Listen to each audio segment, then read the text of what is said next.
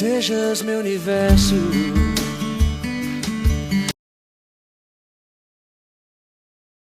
Oh, glória, a paz e a graça, meu pastor. Paz e graça, meu bispo.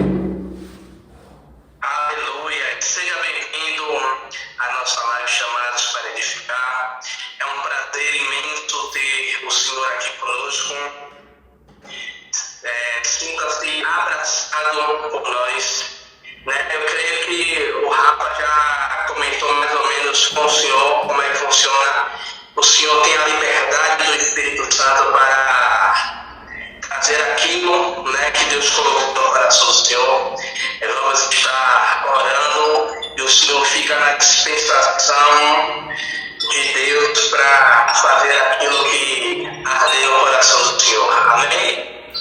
Amado bispo, é um prazer muito grande estar participando desse trabalho. Há muito já temos ouvido falar do Senhor e do trabalho, e hoje, com a grata oportunidade de participar, acredito que será edificante para nós, aprenderemos com o Senhor, com o seu trabalho, com tudo aquilo que o Senhor tem a oferecer, e muito feliz por estar participando. Espero que a gente possa alcançar muitos irmãos aí e trazer um esclarecimento aí para vários que vão nos assistir aí com a graça do bom nosso Deus.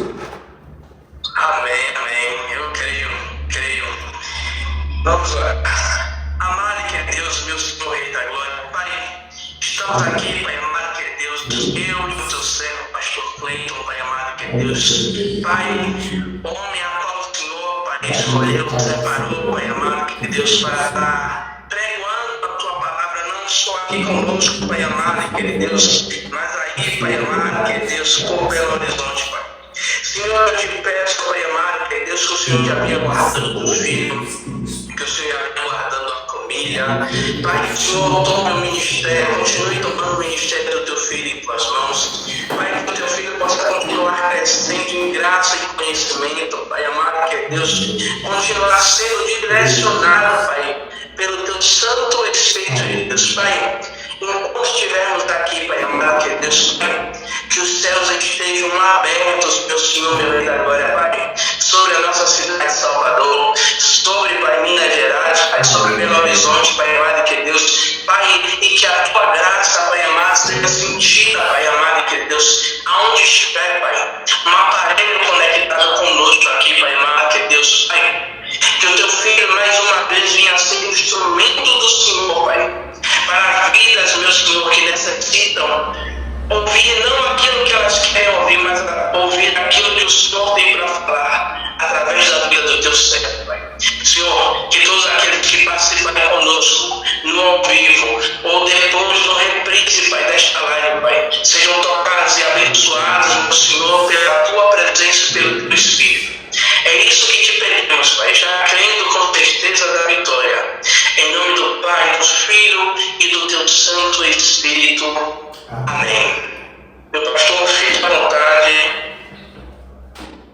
Amado, sei que o Senhor é da boa terra que eu tenho vontade de conhecer. Espere aí comer uma acarajé santo. Amém, vai ser um prazer, meu pastor. Viu? Amado pastor, há um tempo que tem ardido no meu coração nos últimos dias, e eu gostaria de trazê-lo em pauta, até porque o pastor em outro estado também possa nos dar uma rica contribuição com esse tema que a gente acha muito importante. A igreja moderna tem trabalhado um discurso que soa como a desconstrução da autoridade sacerdotal, fazendo com que os crentes sejam autossuficientes, tirando a importância sacerdotal, tirando a importância do intercessor pela ovelha, e até nós mesmos com esse trabalho online, com esse trabalho de podcast, nós também temos uma parcela de contribuição nisso, Porque hoje os cristãos estão sendo pastoreados por pastores online. E o pastor presencial tem perdido espaço, porque é muito fácil liderar ou direcionar alguém à distância. Mas realmente é muito difícil quando você está presencialmente vendo o que precisa ser tratado e o que precisa ser trabalhado na vida da pessoa. E cá para nós, amado bispo, como é difícil tratar esses vícios de caráter que muitos cristãos chegam com eles na igreja. Não é verdade? É verdade. É só aqui em Minas ou na Bahia também é assim? Aqui também, a gente sofre também com essa questão, né? Porque assim, hoje em dia, eu vou falar de um jeito, o cardápio, né? O cardápio está assim, recheado. Desculpe. Se eu estou na igreja do pastor Cleiton e a palavra lá, ela não me agrada, eu tenho N lugares que eu posso entrar, que eu posso procurar, que eu posso digitar no YouTube, e é aquela palavra que agrada o meu coração, que me faz sentir bem, que não me confronta, que não aponta o meu erro. Então, nós vemos hoje um leque de pessoas, né, crentes, porém desigrejadas. Eu quero aproveitar esse gancho para explorar esse ponto, porque era um ponto também que eu entraria em pauta sobre ele, amado pastor, amado bispo, porque nós temos hoje uma estatística de desigrejados muito grande, mas o interessante, meu bispo, é que a gente fala da estatística dos desigrejados como se fossem vítimas de uma igreja que falhou ou de um pastor abusivo.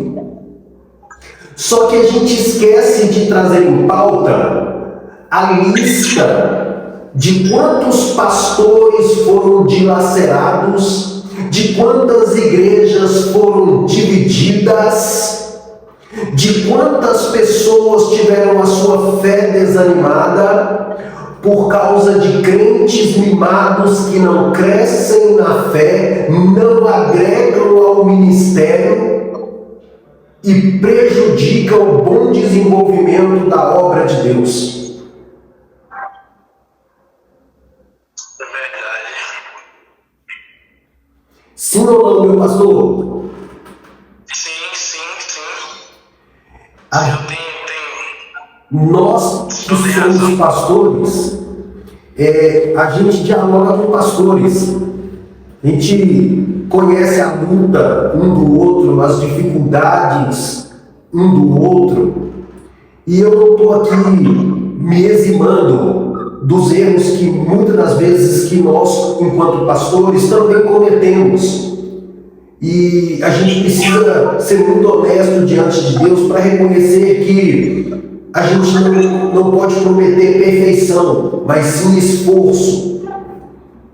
Mas é avassalador o número de crentes mimados que não aprendem, que não evoluem, que não somam na igreja, que não agregam à igreja, só traz trabalho, só traz dor. Fechou ali, querido? Pode ir? Vamos. Só traz trabalho, só traz dor e não me agrega em nada. Então eu gostaria de trazer isso, amado pastor, em pauta. Por quê? Porque como pastor, eu preciso reconhecer também que eu tenho culpa nisso. Por quê? Porque quando um crente chega na minha igreja falando mal de outro pastor, falando mal de outra igreja, certamente eu serei a próxima vítima dessa pessoa. E às vezes o que a pessoa precisa é de ser confrontada e não consolada. E às vezes, quando esse tratamento de caráter começa, é muito comum da pessoa espirrar porque não quer ser tratada naquilo que precisa e migrar para outra igreja que a aceite como ela está. E aí a gente passa a viver um evangelho da aceitação e não o evangelho da renúncia. E não o evangelho da cruz que gerou e gera até hoje mudanças significativas de forma que as pessoas consigam enxergar Deus em nós. Isso é verdade. Isso é verdade. E quando você tem uma igreja que ela é comprometida com a palavra, que é uma igreja comprometida com a palavra na sua essência, uma palavra sem mistura, uma palavra sem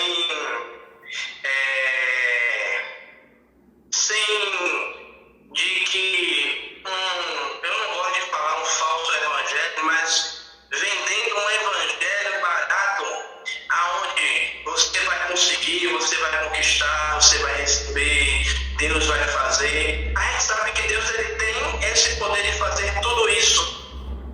Mas se a gente pegar a luz da Bíblia, se a gente pegar Jesus ele pregando, Jesus em momento nenhum ele vem trazer um evangelho de facilidade, mas ele vem trazer um evangelho de renúncia, um evangelho de entrega, né?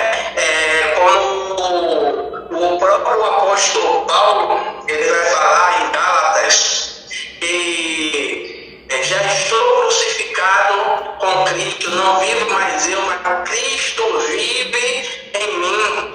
Paulo está falando de uma entrega total, de uma renúncia, aonde ele está crucificando a vontade dele, para que a vontade de Deus ela seja estabelecida na vida de Paulo. E tanto que ele vai completar que ele vive essa vida nessa carne, mas que a carne em si, ela não predomina mais sobre a vida dele, mas o que predomina é o caráter de Cristo, é a essência de Cristo, né, que predomina sobre ele. E outra coisa, quando Paulo ele vai falar em Romanos 12, 1, se eu não me engano, e Romanos 12, 1 não, Romanos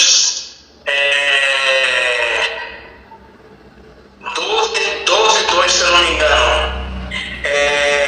Não vos amoldéis com este mundo, mas transformai-o pela renovação da vossa mente. O que é que o apóstolo Paulo está trazendo para a gente? Que nós não devemos pegar o mundo como padrão, como modelo para a nossa vida. E o que é que tem acontecido nos dias de hoje? Igrejas trazendo coisas do mundo para poder agregar, para poder prender pessoas dentro da igreja, porque eu preciso ter um show business, eu preciso ter um atrativo dentro da igreja para que as pessoas elas se sintam atraídas, para que as pessoas elas se sintam bem naquele lugar, e aonde elas não são confrontadas, né? Venha conquistar e permaneça a conquistar. E a gente sabe que evangelho ele é mudança de vida, evangelho é mudança de caráter, mudança de comportamento. É você deixar que o evangelho, que a palavra de Deus, ela te mude, ela te transforme. Assim como o próprio apóstolo Paulo, quando Jesus a caminho de Damasco, e eu costumo dizer que o apóstolo Paulo foi o primeiro crente que já começou o seu ministério, já começou a sua vida jejuando, né? E teve a sua vida transformada de tal maneira que ele vai dizer que deixou ser gasto, que ele deixou gastar-se pelo Evangelho. Então, a gente acaba sofrendo sim com a tecnologia, ela veio para nos ajudar a propagar o Evangelho, a propagar a palavra, mas também tem os seus efeitos colaterais. Que uma coisa, eu falo aqui agora, minha esposa, a gente teve aquela situação do Covid, e depois que a igreja ela veio voltando às suas atividades, minha esposa, a pastora Rosana, ela pregou muito, não contra o Mateus 6,6, né, que é entrar, qual foi orar, entrar na tua porta, mas muito pregou esse versículo de Mateus 6, de fechar a porta, orar, Pai, deixar no secreto, como se dissesse, o meu quarto é a igreja, é o meu lugar de intimidade, mas nem sempre nós fazemos desse lugar de intimidade, desse lugar de oração, verdadeiramente a nossa igreja, fazemos ali um lugar de intimidade com Deus. Compreendi, amado bispo, concordo em número, gênero e grau e gostaria de agregar. Veja bem, qual que é a definição que nós temos de fogo estranho? Justamente o que o amado bispo apresentou. A definição fogo estranho, ela é referente aos filhos de Arão.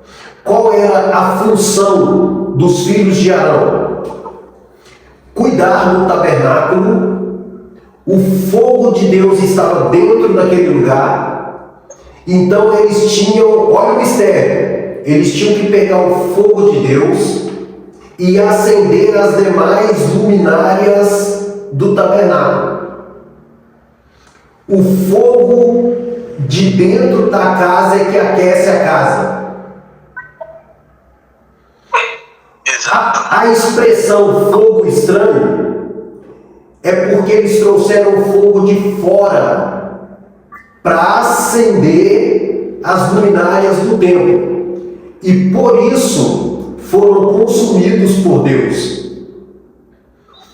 A expressão fogo estranho vem daí, de trazer algo de fora para dentro.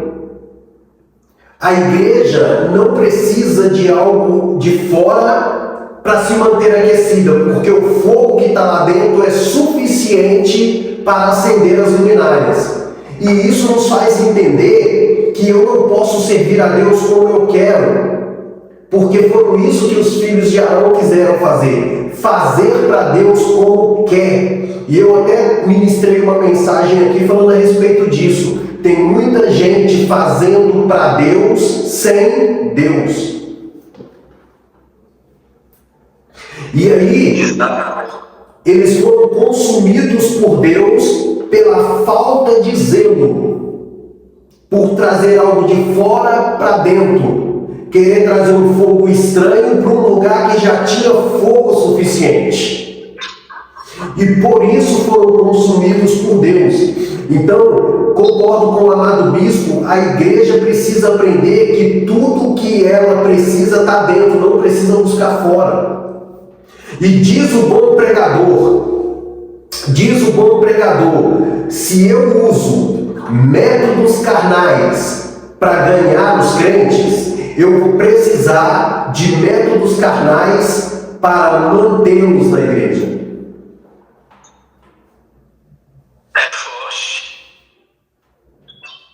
E essa tem sido, meu amado bispo, a nossa realidade. Porque os pastores, e eu digo, quando falo pastores, estou falando de homens sérios, e quando eu digo pastores, não estou falando dos perfeitos que nunca erram, Eu estou falando dos esforçados que, mesmo dentro das suas limitações, procuram agradar a Deus da melhor forma possível.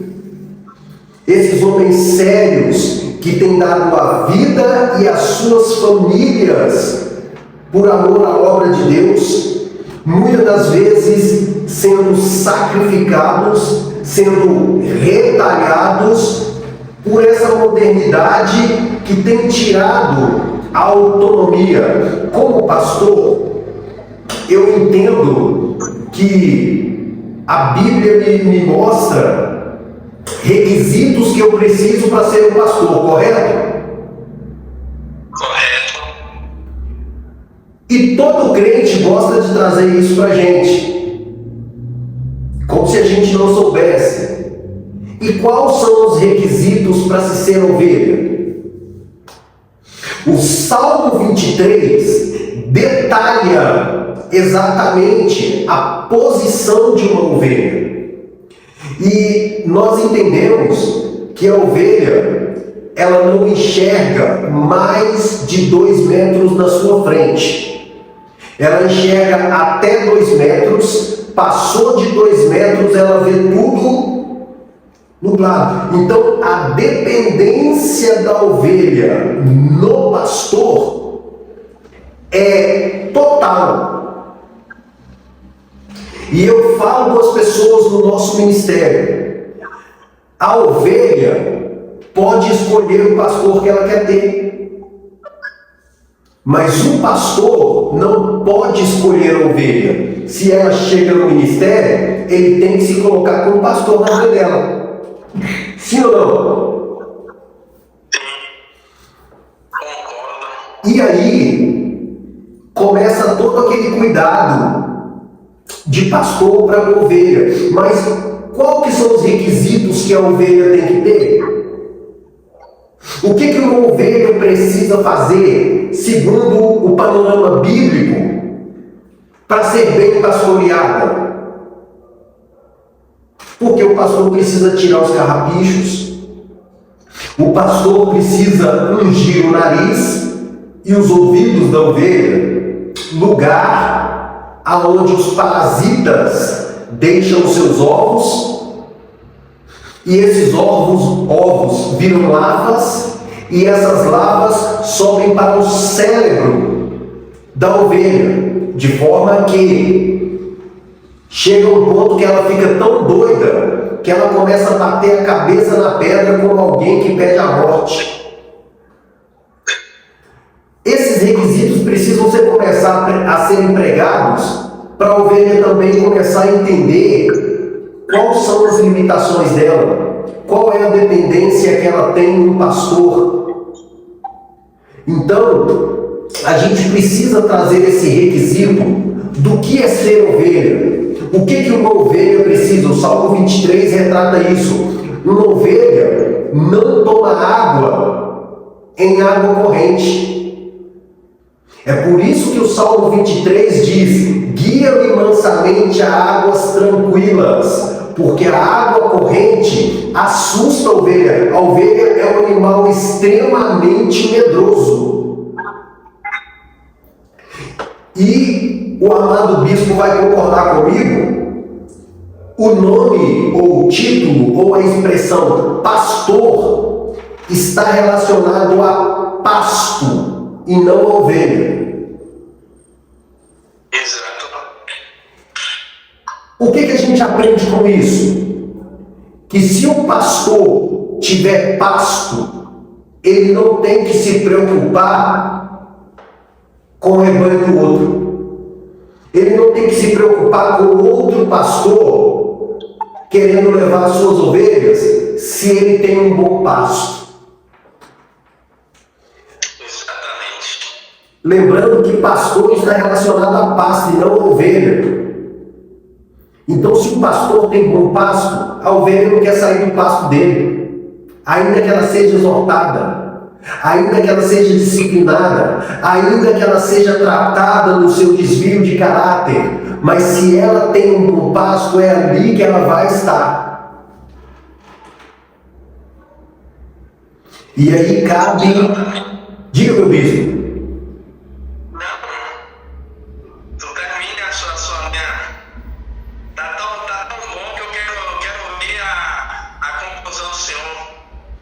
É muito importante, amado bispo, a gente ter essa compreensão, e a ovelha precisa ouvir isso. Ela precisa entender que a ovelha tem limitações, tem dependências, e que ela precisa de um pastor bem orientado, de um pastor que tenha pasto, de um pastor que tenha peso de experiência para conduzi-la a águas tranquilas e em pastos verdejantes.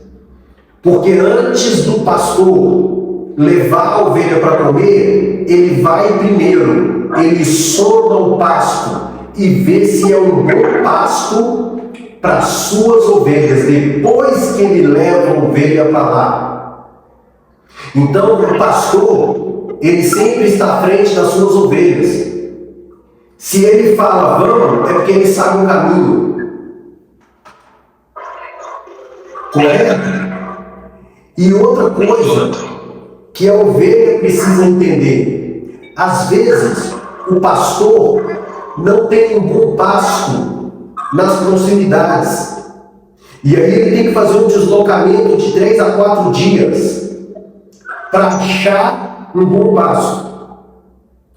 Achando um bom pasto, ele precisa permanecer ali 2 ou 3 dias para que as ovelhas possam se alimentar bem, para evitar o desgaste de ir e voltar todo dia.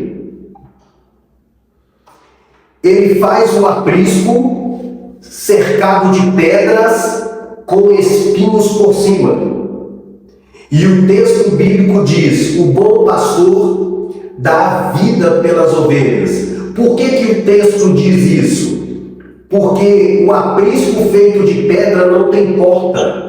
Ele se coloca como a porta das ovelhas. Pegou a visão? Então, a todo ataque às ovelhas, o pastor é o primeiro a ser atingido. Por isso que o texto diz que o pastor é a porta das ovelhas. É por isso que o texto bíblico diz que fere o pastor e dispersa-se as ovelhas. Porque ele é o primeiro a ser atacado.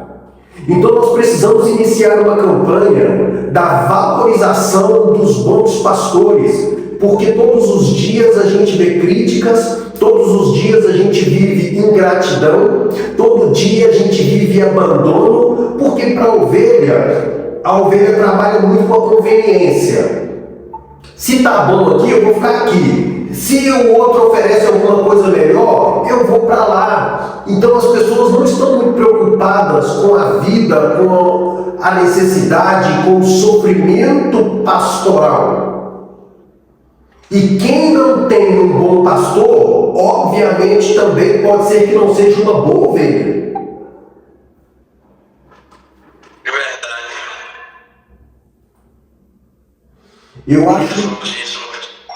Eu acho muito importante, meu bispo, a gente trazer isso à pauta. E a missão mais difícil do pastor hoje é tratar o caráter da ovelha. Por que o texto bíblico retrata sobre a ovelha perdida? Quando a ovelha se perde, é importante fazer essa pergunta: por que a ovelha se perde? Se ela é um animal extremamente obediente e dependente do pastor. A ovelha se perde quando ela para de ouvir a voz do seu pastor. Sim ou não? A ovelha se perde quando ela perde o cheiro do seu pastor. E é aquele processo que nós sabemos que quando a ovelha é achada, ou quando a ovelha está rebelde, o que o pastor de ovelhas faz? Ele quebra a pata da ovelha de forma intencional, e aonde ele leva o rebanho para comer, ou para beber, ou para dormir, ele carrega ela nos ombros.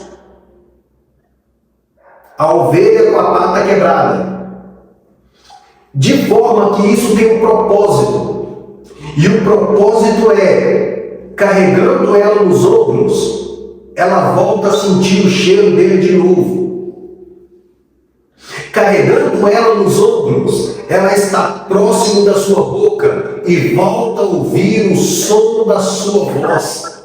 Quando ela está curada, ela nunca mais se separa do seu pastor. Nós temos muitas ovelhas perdidas porque deixaram de ouvir a voz do seu pastor. Nós temos muitas ovelhas perdidas porque perderam o cheiro do seu pastor. E muitas das vezes aquele que leva a ovelha para beber água, aquele que leva a ovelha para o pasto, aquele que protege a ovelha de bestas feras, aquele que se coloca na porta das ovelhas, nem sempre é tão valorizado como a Bíblia ensina que se deve ser. Hoje, ser pastor, a gente é chamado de comedor de arroz com feijão. Em outras expressões, somos chamados de pastorzinho. E essa desconstrução da autoridade sacerdotal está acabando com as igrejas. Eu entendo que, como pastor, já recebi muitas ovelhas que sofreram abuso mental.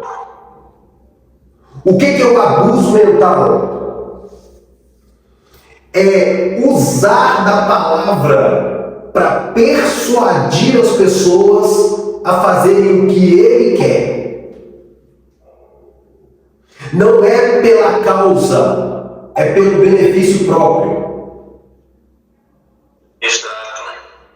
E muitas pessoas, por não serem conhecedoras da palavra, se submetem a essas ações. E aí eu digo, volto a dizer, a ovelha pode escolher o seu pastor.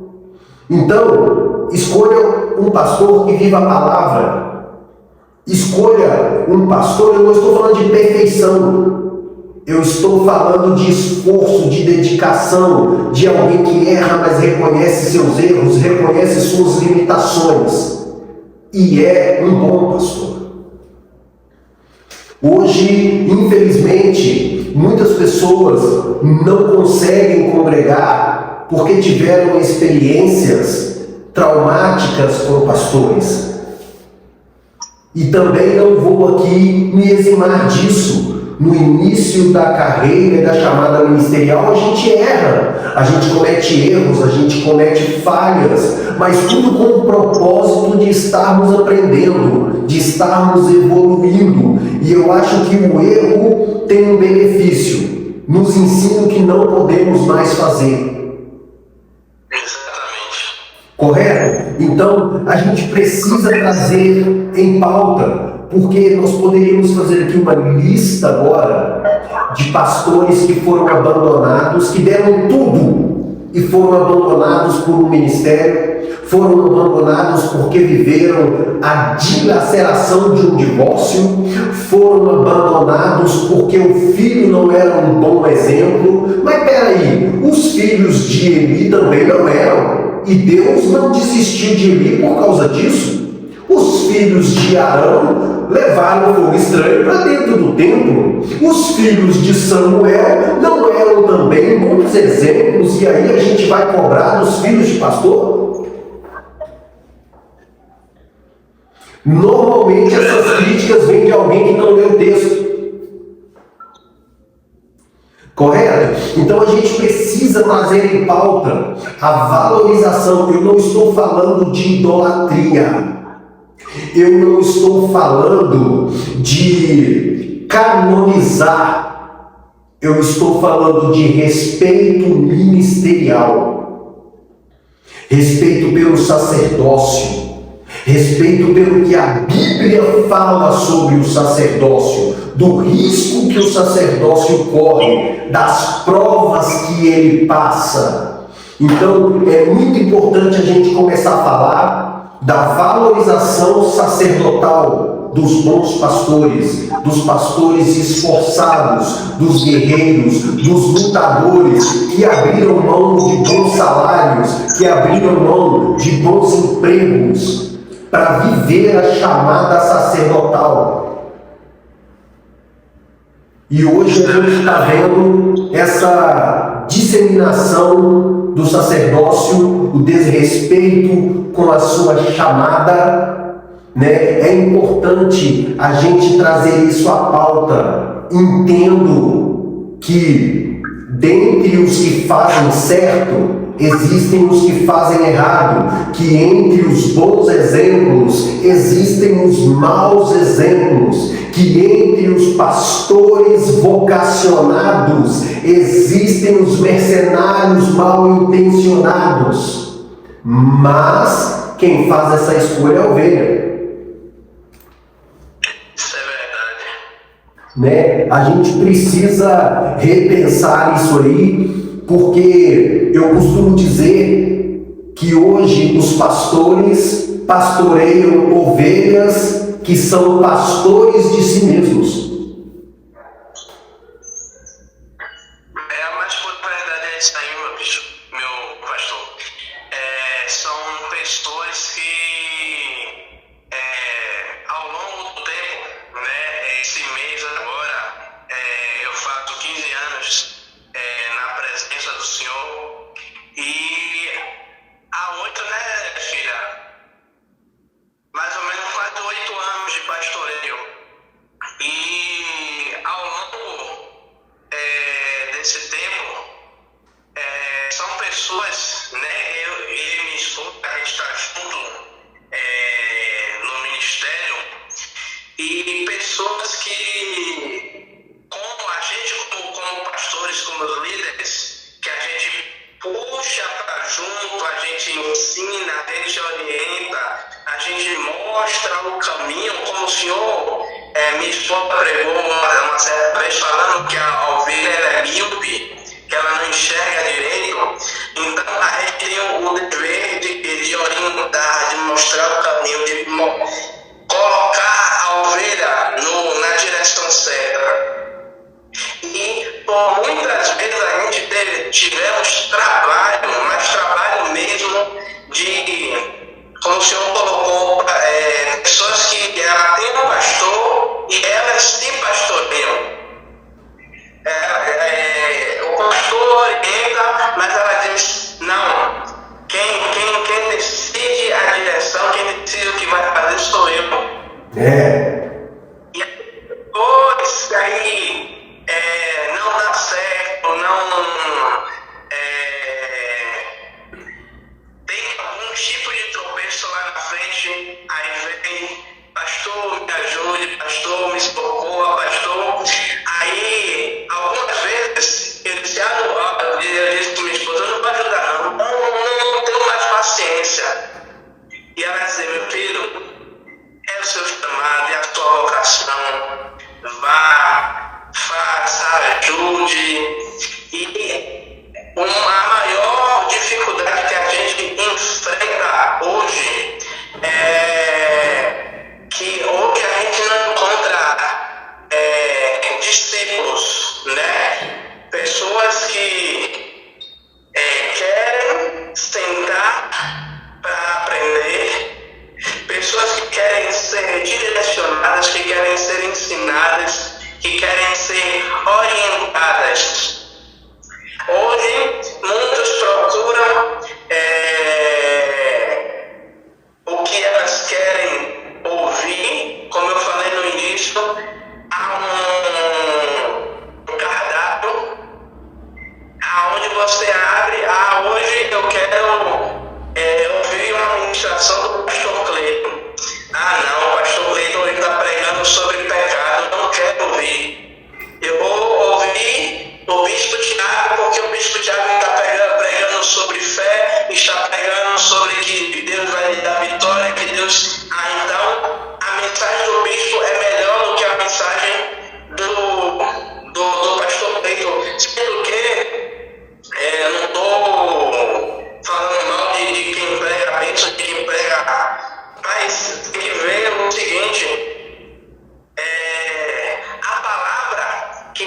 confronta, ela está me direcionando para onde? Ela está me levando para onde?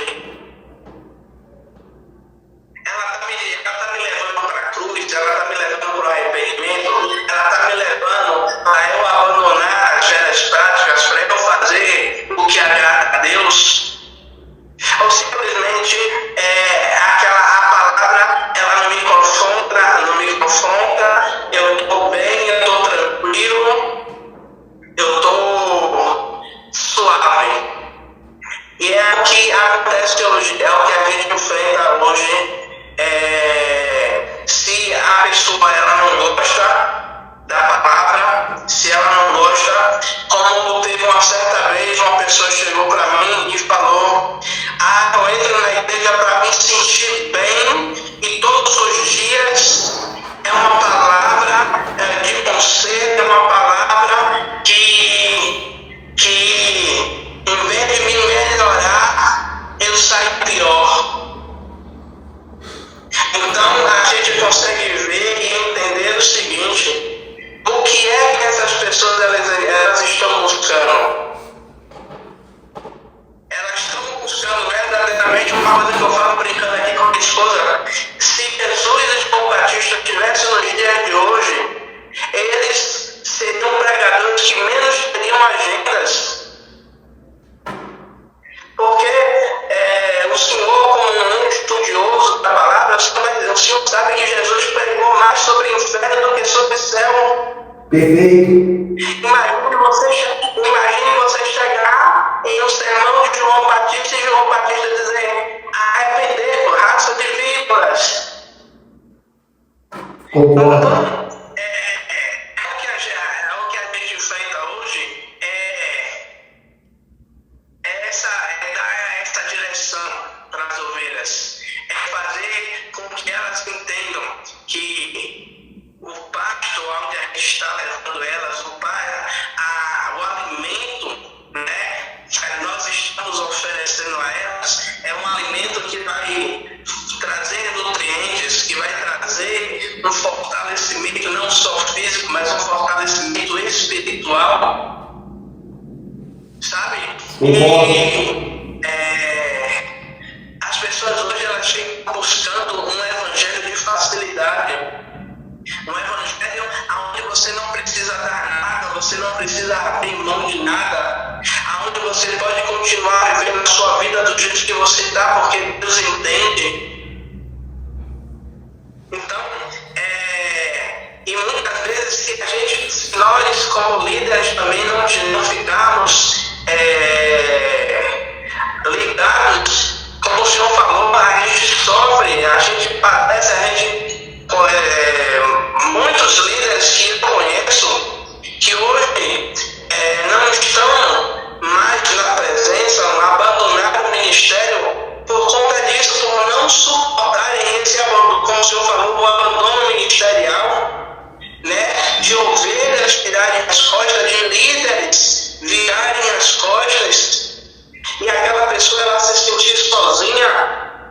Quantos e quantos pastores tiraram as suas próprias vidas ao longo de todos os anos por não suportarem a dor da traição, por não suportarem de eles darem a vida pelas ovelhas e as ovelhas simplesmente não valorizarem o pastor que tem. Como estou falando, não é idolatrar, não é colocar o pastor diante de um altar, mas é entender que aquele homem de Deus, que aquela mulher de Deus, a qual Deus colocou para cuidar de mim, é uma pessoa que foi escolhida por Deus, é uma pessoa que foi separada pelo Senhor, que está trazendo essa disposição, está disponível, sabe, para estar em oração, para estar em busca, para estar me apresentando em oração. E eu concordo com o Senhor que esse é um tema que precisamos abordar, não só hoje, mas sempre nós estamos batendo nessa mesma tecla de que precisamos trazer esse assunto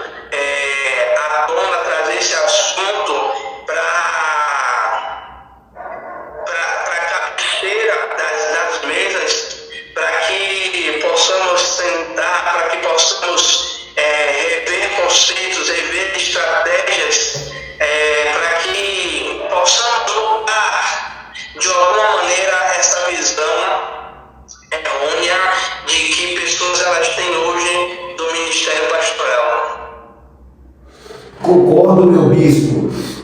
E eu vejo que a forma de fazer isso é trazer, como foi dito, é pegar o fogo de dentro para acender a luz na vida dessas pessoas. E o fogo de dentro que eu estou falando é a própria palavra. É conscientizar a igreja do que é ser ovelha. O que a Bíblia fala da ovelha? O que a Bíblia fala de como a ovelha tem que ser tratada, como tem que ser lidada? E olha que coisa interessante. A ovelha, constantemente, ela precisa ser tosquiada. Por quê? Excesso de pelo ou excesso de lã traz sobrecarga sobre o corpo. Vamos repetir isso. A ovelha precisa ser constantemente tosquiada, porque excesso de lã traz sobrepeso no corpo dela. Então tem muita ovelha que está pesada no mundo espiritual, porque não aceita ser tosquiada. São cuidados que um pastor precisa ter, e gostaria de voltar a palavra ao que o amado pastor disse bem. As pessoas hoje querem escolher cultos. Olha que interessante. Quando eu vou assistir alguma coisa, eu coloco o volume que eu quero. Se eu quero contraste, se eu quero sem contraste. Se eu quero mais brilho ou se eu quero menos brilho. Porque é eu que estou assistindo. É do meu jeito. Só que eu não vou para o culto para assistir culto. Eu vou para o culto para prestar culto. Eu não estou assistindo. Eu estou fazendo parte do acontecimento. Então assistir culto é uma coisa. Cultuar é outra. E aí, se a gente for voltar no Velho Testamento, o que era culto? Sacrifício. Culto é o que eu levo para Deus, não o que eu vou buscar. O que era culto no Velho Testamento? Eles levavam o sacrifício, faziam adoração, prestavam o sacrifício, apresentavam culto e Deus recebia. Então, culto era o que era levado, não o que eu ia buscar. As pessoas hoje querem fogo, quer que Deus responda com fogo. Sacrifício que nem foi apresentado. Deus respondia sacrifício com fogo. As pessoas nem apresentaram sacrifício e querem que Deus responda com fogo. É o evangelho da facilidade, da praticidade. Eu vou para o culto para assistir, eu quero que Deus me abençoe, mas se oferecer o quê? Porque culto é o que eu levo, não é o que eu vou buscar. Então, hoje essa inversão aconteceu. Se a gente... Posso citar um exemplo bíblico aqui, meu pastor, meu bispo? Posso citar um exemplo aqui para ficar claro? Pode sim, fica à vontade, pastor. Vamos recordar ao nosso patriarca Abraão. Abraão tinha por costume construir altares no alto dos montes e fazer sacrifício a Deus. E Deus sempre se agradou dessa ação de Abraão. Quando Isaac nasceu, ele parou. Agora vamos lembrar, altar me lembra sacrifício, culto, adoração. Então o que Abraão fazia? Sacrifício, culto, adoração. Quando Isaac nasce, ele parou de construir altares. Então acabou culto, sacrifício e adoração. Aí Deus pede para ele aquilo que ele passou a vida inteira pedindo para Deus. A pergunta é, não é? A pergunta é, Deus queria Isaac? Não. Deus queria Abraão de volta. Deus faz ele subir no Moriá. Eu posso imaginar cada passo com aquela criança, ele olhando nos olhos do filho, sabendo do que tinha que fazer, e o filho todo inocente. Que momento difícil, que dor, que angústia na alma. Mas Deus criou todo esse roteiro para fazer ele subir o monte, construir o altar, apresentar o sacrifício. É como se Deus estivesse dizendo, volte a fazer o que nunca deveria ter parado. Então, isso era culto. Era o que eu oferecia, não o que eu ia buscar. É forte isso, meu pastor. Muito forte. As pessoas hoje, meu bispo, as pessoas hoje entendem que culto é o que eles vão buscar na igreja. As pessoas entendem que culto é quando o fogo está derramando. Eu ministrei um estudo sobre o Espírito Santo, falando exatamente disso. O Espírito Santo é conhecido só pelo movimento, ele não é conhecido pelos seus frutos. O Espírito Santo não é conhecido pelo discernimento que ele nos dá para discernir espíritos. O Espírito Santo não é conhecido como consolador, como guia, como aquele que nos convence do pecado, da justiça e do juízo. Ele só é conhecido pelo movimento. Então, como que a gente deduz se alguém é de Deus ou não? Pelo movimento. Você tem que olhar se ele tem fruto. Exatamente. Então, para a gente entender que o nosso conceito de evangelho, ele está muito fora da Bíblia. A gente está servindo Deus mais pelo hábito de fazer do que pelo que a Bíblia mostra.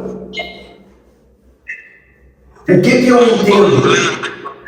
O que eu entendo que é culto? É o que eu vou oferecer para Deus.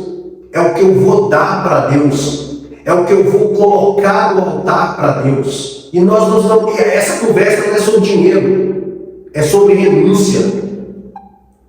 Essa conversa não é sobre o Espírito Santo, é sobre sacrifício aceito. Para Deus. Que Paulo ele fala em Romanos 12:1, que no finalzinho do versículo ele vai falar que devemos apresentar os nossos corpos como sacrifício vivo. Apresentar o nosso corpo como sacrifício vivo.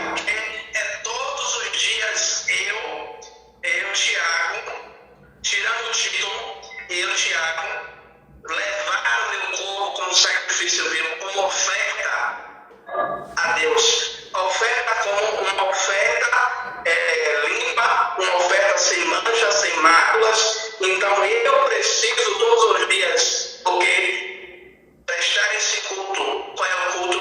Eu preciso entregar a minha vida, colocar a minha vida diante do altar, como sacrifício vivo. E a gente, muitos não estão fazendo isso, para entender, internalizar isso, que a minha vida é um sacrifício vivo para Deus, que eu preciso ofertar a minha vida, que eu preciso colocar a minha vida diante do altar. E muitos vão para pedir, muitos vão para ouvir aquilo que eles querem ouvir, mas muitos não vão. Senhor, eu não quero pedir, eu quero entregar. Meu bispo. E a gente, na gente do Ministério Batista Filhos de Batistas, a gente tem essa consciência, é algo que a gente traz para dentro do ministério, e a gente, todos os dias de conta, a gente fala que nós estamos ali para um único objetivo, adorar a Deus,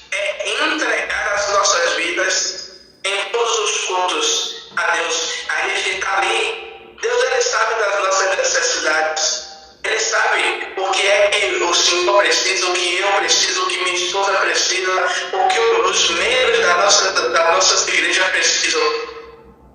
Mas que o objetivo nosso de ir ao culto não é aquilo que necessitamos, mas é aquilo que precisamos entregar a Ele, aquilo que precisamos colocar diante do altar.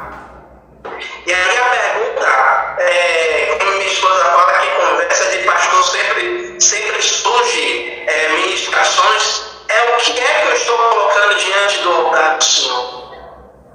Qual tipo de oferta eu estou entregando diante do altar do Senhor? O que é que Tiago está oferecendo? Que tipo de oferta? E aí, trazendo como o Senhor falou, será que é um fogo estranho? Será que é fogo de fora que eu estou trazendo? Será que é algo de fora que eu estou trazendo e estou achando que é de Deus? É essa linha de raciocínio que a gente tem. Ô meu bispo, eu posso finalizar essa nossa parceria nessa noite tão agradável e tão edificante com essa expressão: nunca foi sobre 2 horas de culto. O meu pré-culto e o meu pós-culto fala muito sobre o que o meu culto vai ser. Porque quando Deus rejeita o sacrifício de Caim, Ele rejeitou Caim primeiro. E a gente precisa entender que nunca foi sobre 2 horas de culto, porque se os outros 6 dias da semana eu não tive um mínimo de contato com Ele, e quando chega no momento do culto eu quero sentir o sobrenatural, essa é a maior ilusão que qualquer crente pode ter. Dizia uma canção muito antiga, dizia sobre o que o Senhor falou agora. Dizia uma canção muito antiga sobre o que o Senhor acabou de falar, e eu vou parafrasear em cima do que o Senhor disse. Essa canção dizia: podem amarrar meus pés, eu louvo com as mãos. Podem amarrar minhas mãos, eu louvo com a voz. E se me tirasse a voz, com a vida vou louvar. A vida de um crente fiel é um louvor para Deus. A vida que eu vivo reflete o culto que eu ofereço.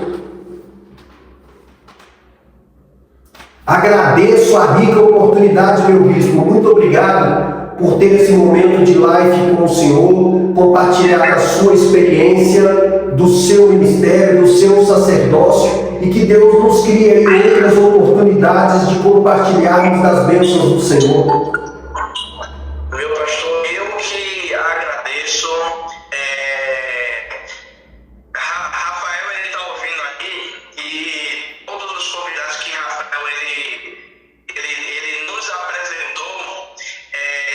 Rafael, ele falou tão bem do Senhor, mas fez eu não sei se eu posso falar desse jeito, mas fez uma propaganda, fez uma divulgação tão genial do Senhor, que sabe como quando você chega numa loja e um vendedor, ele apresenta um produto. Não estou dizendo que o Senhor é um produto, mas o vendedor, ele apresenta um produto que você fica convencido que aquele produto é bom.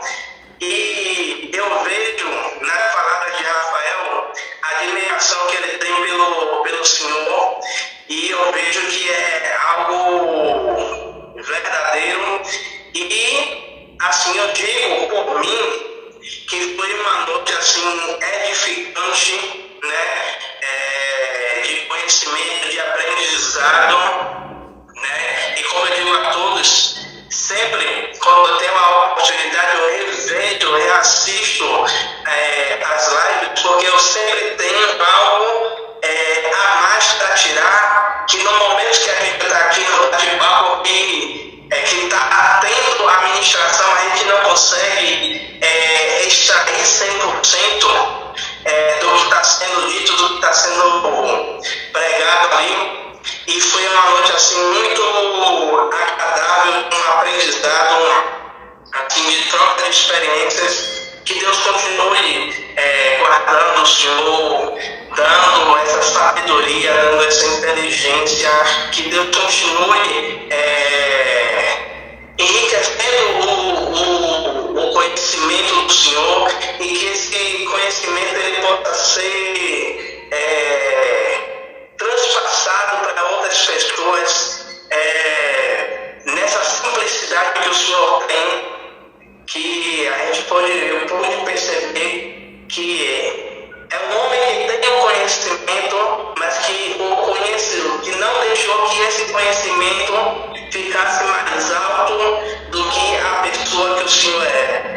Então, eu agradeço a Deus por conhecer o Senhor, por ter essa noite de aprendizado, de ensinamento enriquecedor para meu ministério, para minha vida pessoal. Eu só tenho a agradecer. Que Deus abençoe muito o Senhor, o seu ministério, que por esse período que o Senhor passou, o Senhor chegou do trabalho, o Senhor poderia estar descansando, estar com a sua família, mas está nessa noite de sexta-feira aqui sentado conosco, e isso é muito gratificante para mim. Eu não tenho palavras para expressar, é só mesmo gratidão pela vida do Senhor.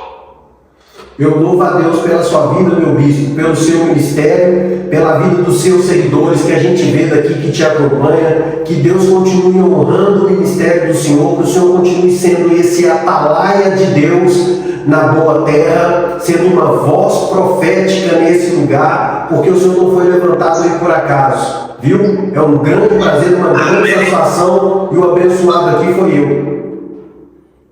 Amém, amém. Pastor, eu vou pedir ao Senhor para estar orando, para a gente estar encerrando. Tem até um pedido de oração aqui de Cristina Serra Santos, da saúde. Eu gostaria de estar pedindo ao Senhor para estar orando por ela e para estar orando para a gente estar encerrando essa live. Amém. Bondoso Deus e todo-poderoso Pai, nós sabemos que Tu és Jeová Rafá, o Deus que cura, o Deus que sara, o médico dos médicos. E eu peço ao Senhor agora, aqui em Minas Gerais, a amada irmã que precisa dessa cura está na Bahia, e eu creio, assim como aquele homem, aquele centurião, cria que se o Senhor orasse, o servo dele seria curado a 36 quilômetros de distância. Pois eu exerço desta fé que essa irmã que pede oração, que esses amados que pedem a oração sejam alcançados pelo seu livramento, sejam alcançados pela sua cura, sejam alcançados pela sua provisão, sejam alcançados pelo seu renovo, pelo seu fortalecimento, pela revelação genuína da sua palavra e da glória manifesta do Espírito Santo de Deus. Pai, eu peço pela vida do amado pastor, pela vida da sua família, pelo seu ministério, que as mãos do Deus Todo-Poderoso de Israel, com a graça poderosa do Senhor Jesus Cristo, que nos redimiu na cruz do Calvário, e na divina consolação do Espírito Redentor, que os teus servos sejam abençoados em nome de Jesus. Amém. Amém. Meu pastor, mais uma vez, muito obrigado. Eu pode contar conosco até a vinda de Cristo, né? Quando o Senhor vier à Bahia, quando o Senhor vier a Salvador, nos avise que eu vou ter o prazer de ter o Senhor aqui conosco em nosso ministério. Amém. Né? Em breve, eu creio que Deus ele vai preparar também um momento para a gente ir aí em Minas Gerais, porque tem um irmão, que ele me chama de irmão, que o Rafael conhece, que é o Wilson, que fez essa ponte para a gente se conhecer. E Wilson, ele fica me cobrando para a gente ir aí em Minas Gerais, para ir em Santa Luzia. E eu creio que Deus vai preparar um momento. Eu vou querer tirar pelo menos uns 12 meses para conhecer esse povo todo para correr aí a esse lugar de todo, não para pregar, mas para ser ministrado, para ser ali reabastecido para voltar para Salvador com todo o gás. Meu pastor Rafa, muito obrigado pela parceria com vocês. Amém. Eu me sinto grato pela vida de vocês, gente. Muito obrigado pela companhia de vocês até este momento. Que Deus abençoe a todos vocês. Minha mãezona que intercede pela gente, minha irmã Maria Conceição, minha esposa Rosana Teres, a irmã Cristina e todos os outros que estão aqui. Deus abençoe a todos vocês. Um forte abraço e até a próxima live. Meu pastor, tchau, tchau. Fica com Deus. Valeu, pastor. A paz e a graça.